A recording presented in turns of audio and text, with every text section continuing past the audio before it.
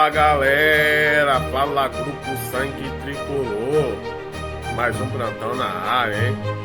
Tricolor empata em 1-1 em Maceió. Guto Ferreira valoriza o empate. Tricolor segue líder do Brasileirão.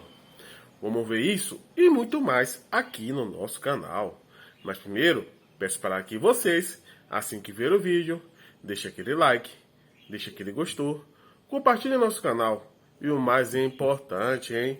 Se inscreva, deixe o nome aqui embaixo, aperte o sininho que você terá todas as notificações do nosso conteúdo.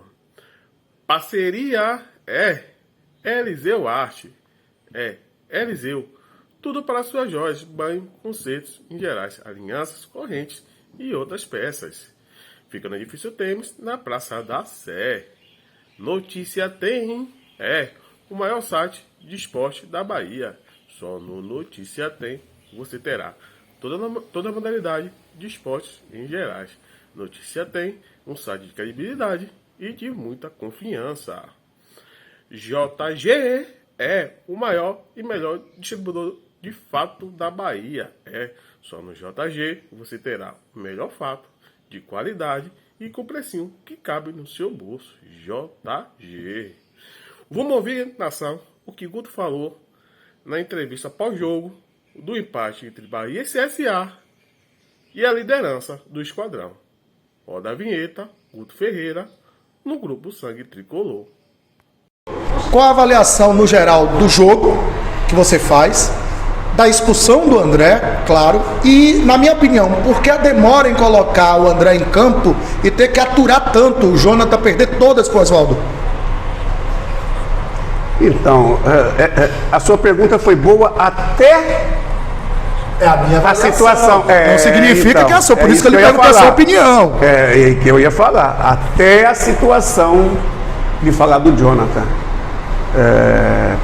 Vamos lá. A minha avaliação do jogo foi um jogo difícil, não foi um jogo fácil.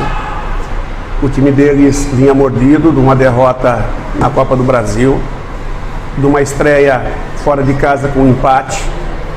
Foi um time, o ano passado tiveram muito bem na competição, bateram na trave.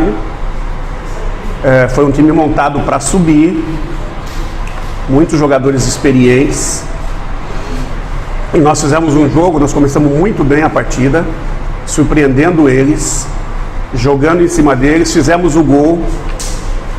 E aí o nosso time começou com o gol, baixou um pouquinho e começou a jogar muito em transição. E o fato de jogar em transição, tinha vários jogadores que vêm aí um mês e pouco que não jogam uma partida completa. E outros que não jogam uma partida completa há mais tempo que isso. Então, queira ou não queira, perde um pouco do ritmo. E nós fizemos, acho que de 5 a 6 arrancadas de contra-ataque. Tivemos numa delas com o Daniel próximo de marcar. Outras nós precipitamos alguns lances, mas todos lances agudos, de transição de 60, 70 metros. O que acontece? E muito uma em cima da outra. O que acontece? Começa a inchar a perna, começa a afogar. O time deles era um time mais de jogar mais compacto. À medida que a gente cansou, não é cansar de não aguentar jogar, momentaneamente afogou e depois recupera. A nossa equipe deixou de marcar alto porque passou a não conseguir apertar eles alto. Então começou a deixar eles sair e baixou a linha. Baixou a linha, estava conseguindo ter algumas situações boas de contra-ataque, mas o que o Moser fez? O Moser tem algumas situações de moldar a equipe durante a partida. Ele saiu do sistema de saída com 4 e passou a fazer saída com 3, passou o Oswaldo de ala, adiantou Cedric e segurou o Hernandes, né? terceiro zagueiro, mas um terceiro zagueiro que virava a lateral e saía. E o Jacaré, por ter dado 5, 6 arrancadas, começou a ficar na dúvida, e afogado também, de muita correria, começou a ficar na dúvida se ele tinha que vir no Oswaldo, que começou a descompactar, ou se vinha no Hernanes. Quando ele começou a vir no Hernanes, o Hernanes já estava moralizado e já começou, e o Jacaré estava um pouquinho desgastado para aquele tipo de marcação. O que nós fizemos? Nós começamos a ter dificuldade. Aí eles puseram uma bola na área, outra bola na área, aí nós mudamos. Botamos o Marco desse lado e o Jacaré do outro. Equilibrou momentaneamente. Equilibrou, nós demos uma melhoradinha, já estava na final do primeiro tempo. No final, tanto é que eles marcaram acho que 44. Aí numa bola de final de primeiro tempo, mesma coisa. Quando você fala que o Jonathan estava deixando o Oswaldo, era isso, ele não podia sair na caça, senão ele abre o espaço. E aí a gente tinha que fazer um ajuste. O mesmo ajuste que começou a ter, que não estava tendo com o Jacaré, começou a ter com o Marco Antônio, mas naquele momento não aconteceu. E aí o Oswaldo tirou e fez o cruzamento. E aí nós tivemos um outro erro de posicionamento lá dentro, que acontece. O cara, no volume do jogo, acontece, né? Então, não foi erro do Jonathan, não foi erro do Jacaré, foi o momento da jogada que eles conseguiram ter um espaço. Acabou o primeiro tempo, nós descansamos, respiramos, ajustamos a marcação um pouco mais alta e voltamos para cima deles. Voltamos para cima deles, começamos de novo a enfileirar jogadas boas, né? Aí começamos a ter problema. No primeiro tempo eu já tive um problema. Um jogador que foi, para mim, o melhor nos 2 primeiros jogos da Série B, acabou sentindo. Correu pra caramba no jogo do Cruzeiro. Mas porque você poupou todos os outros e botou ele? Porque no teste de CK deu bom. E o teste de termografia deu bom. E ele terminou o jogo desgastado. E ele era uma peça importante. Se esses 2 testes deu bom e ele é um dos melhores preparos físicos da equipe, vai para dentro do campo. E eu tinha projeto para fazer o que eu fiz no decorrer do segundo tempo. Ele não ia terminar o jogo. Aí acabou sendo muito cedo, né? Mas nós tivemos um outro leão hoje que marcou demais, o Emerson, jogou pra caramba ali defensivamente e ligando contra-ataques interessantíssimos ali. Depois o Patrick entrou também, começou a roubar muita bola ali e puxar os contra-ataques ali, que essa transição nossa, ela estava fluindo, porque o time dele estava mais ou menos aberto nessa situação, né? Eles se atiravam muito. E eu acho que faltou um pouco, sei lá, um pouco mais de tranquilidade, um pouquinho de detalhe para a gente matar o jogo ali, na chance que nós criamos. Aí quando os caras começaram a cansar, nós tivemos que começar a fazer troca. A primeira troca foi o Emerson, acho que foi que cansou. O Emerson. Você tira o Jacaré e Emerson. Jacaré e Emerson. Não, Jacaré e Daniel. Não, Jacaré e Daniel eu tirei depois. O primeiro que eu tirei... Jonathan depois. Jonathan foi depois. Jonathan e... Jacaré e Emerson.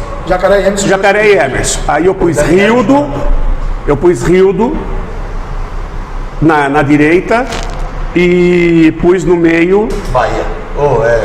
Djalma. A entrada de Djalma ficou Emerson centralizado, Patrick pela direita e Djalma pela esquerda. Nós fechamos o time deles. O time deles só começou a entrar com bola alta. Só que aí a nossa zaga estava cortando. Você pode ver que depois da entrada que nós formamos o 4-1-4-1, na verdade o 4-3-3. eles tiveram muita dificuldade de entrar. Só nos momentos finais, onde o Bahia acabou tendo cãibra, depois que o Jonathan eu precisava, quando eu tirei o Emerson, que pediu para sair, que já estava no limite, eu tinha uma última substituição e uma última parada. Ou eu troco um só, ou eu troco 2. E aí eu sei que o Jonathan tem limites, porque ele ainda está num processo de jogo, de 90 minutos, ele fez poucos 90 minutos.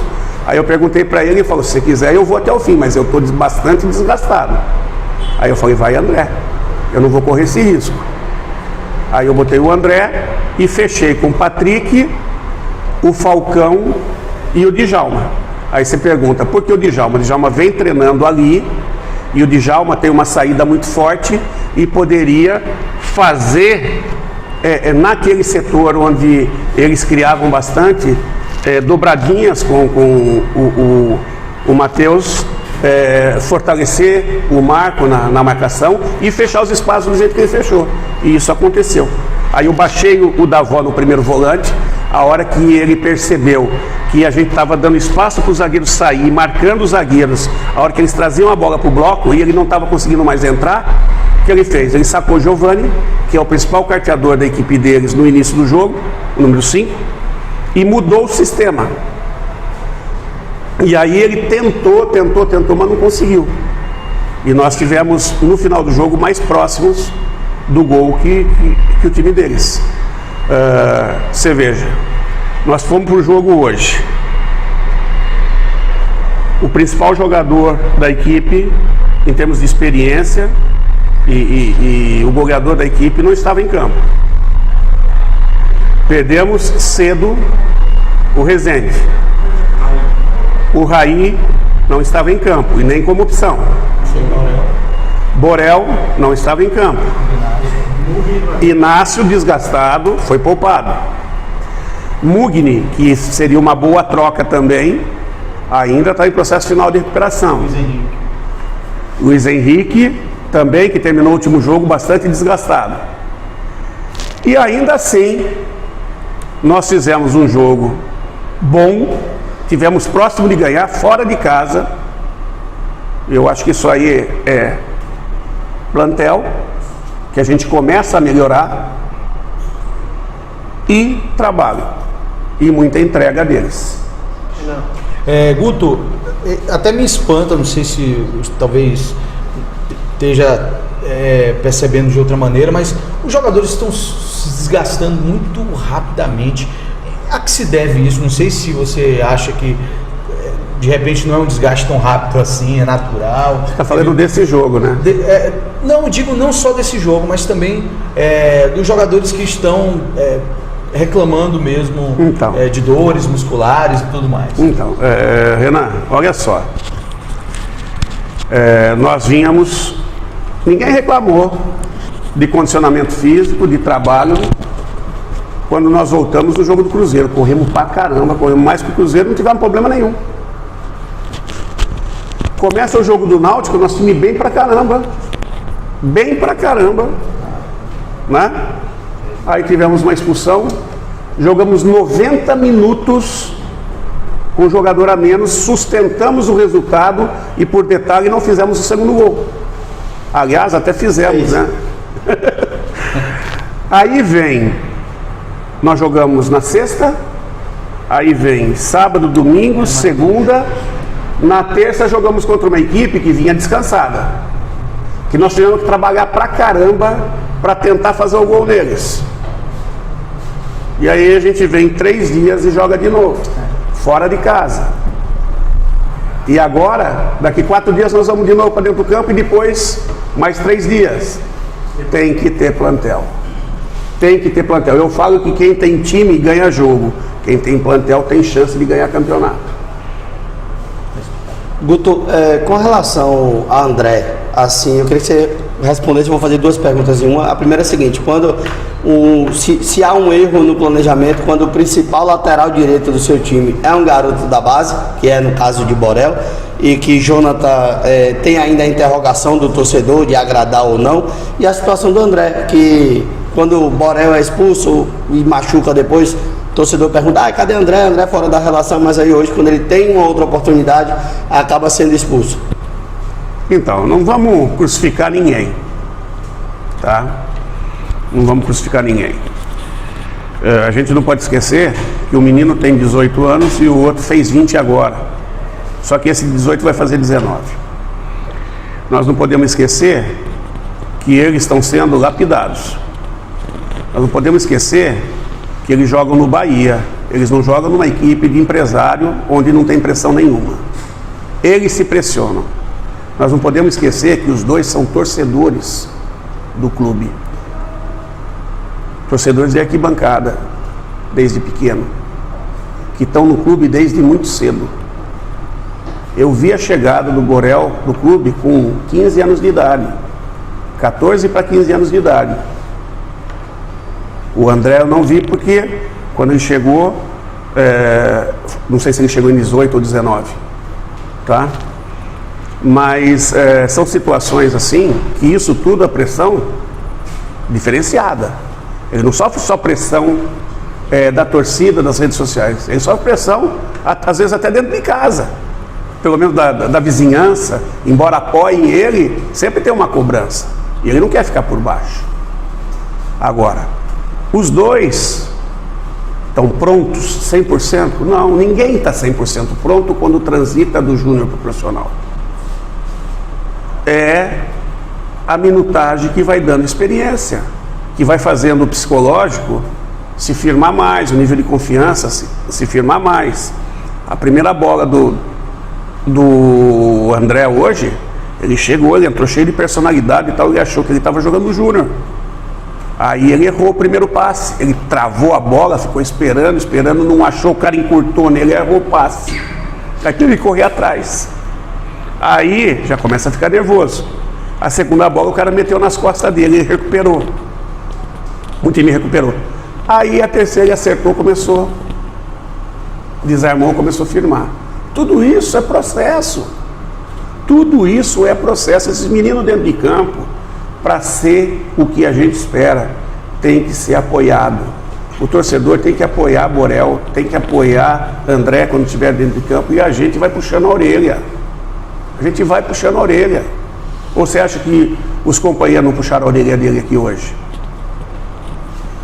Aí por que você põe o Jonathan e não põe o André? Primeiro, eu não posso queimar os dois de uma vez só. Segundo, hoje, em termos de maturidade, o Jonathan está na frente. Entendeu? O André é importante? É. Tem espaço? Tem, tanto é que jogou hoje. Agora, a ordem, respeitar a ordem das coisas, até porque nós precisamos encorpar, e ter situações que a gente possa ter a melhor equipe possível dentro do campo. Você sofre uma expulsão com 10, 12 minutos no último jogo da Série B e teve que mudar o esquema. Foi um esquema da necessidade. Só que aí você gosta desse esquema, repete ele para uma terça-feira. E hoje você muda novamente. Do que você viu com aquele esquema da necessidade que você repetiu na terça, para esse esquema hoje, com a presença do Davó fazendo a função, substituindo, claro que com características diferentes, mas substituindo o Roda Liga. Esse momento de hoje acabou sendo melhor do que o momento sem uma figura que faça a função de centroavante como faz o Davó? Então, é diferente. Com o Davó, a gente tem mais jogo direto. E esse jogo direto, ele traz coisas positivas e traz algumas coisas um pouco diferentes, que pode ter, de repente, a equipe sentir. Porque o jogo direto, você vai e volta, vai e volta, vai e volta. Então tem hora que você tem que cadenciar. Mas ele apresentou detalhes que a gente não via, que é o ganhar bolas no zagueiro e roubar bolas no zagueiro. Mas por que nós trouxemos? Cara, ele é muito rápido. E ele briga 90 minutos. E ele teve... O Carné fez uma defesa fantástica no lance dele. A bola bateu embaixo do Carné e desviou. A bola tinha a direção certa ali. E no primeiro tempo a gente tinha 2 corredores. O Jacaré também. E o Marco acompanhando o ritmo. Só que aí chegou um momento que eu precisava de alguém que segurasse a bola, e pôs o Rildo. Aí o Rildo segurou a bola, fez a equipe respirar mais e atacou com qualidade. Naquele momento do jogo, onde o adversário estava desgastado, o Rildo fez um partidaço, nos ajudou demais. Então isso tudo é processo. Mas por que você não começou com o Rildo? De repente não seria uma equipe mais equilibrada? A gente não pode esquecer que muito do que a gente está fazendo, a gente está conhecendo de uma maneira mais direta, mais completa os jogadores agora. Jogadores que chegaram a gente conhecia de assistir de vídeos. Agora quando você começa a trabalhar com o jogador, você começa a perceber coisas que até então você não tinha leitura. E começa a perceber que ele faz às vezes menos do que você espera e às vezes muito mais do que você espera. E aí você vai moldando em cima dessa situação. Ô Guto, futebol é análise, né? Tem que falar dos lances, enfim, mas também é curiosidade, é bastidor. Deve correr a imagem do Davó procurando a lente do dente. Eu não sei se você ficou sabendo. Não foi o Davó. Não foi o Davó, foi o Rildo. Foi o Rildo. Então vamos foi o Rildo. Já tinha visto alguma coisa? Rolou o comentário? Essa imagem não, lá no vestiário o pessoal tava. Não, banguelo não, mas tá. Aí o pessoal falou: não se preocupa não, que tá parecendo que é uma sujeirinha no dente. Mas ele disse que já vai procurar o dentista e vai ter que fazer a recolocação da lente lá, né? Mas aqui, ó, uma coisa muito importante, tá? A gente explicou tudo, conversou, foi um bate-papo gostoso aqui, né? Em vez de coletiva, foi um bate-papo, né? Mas eu tenho que deixar muito claro, nós estamos terminando nesse momento, na terceira rodada, líder, podemos terminar, é uma questão de saldo de gols, né?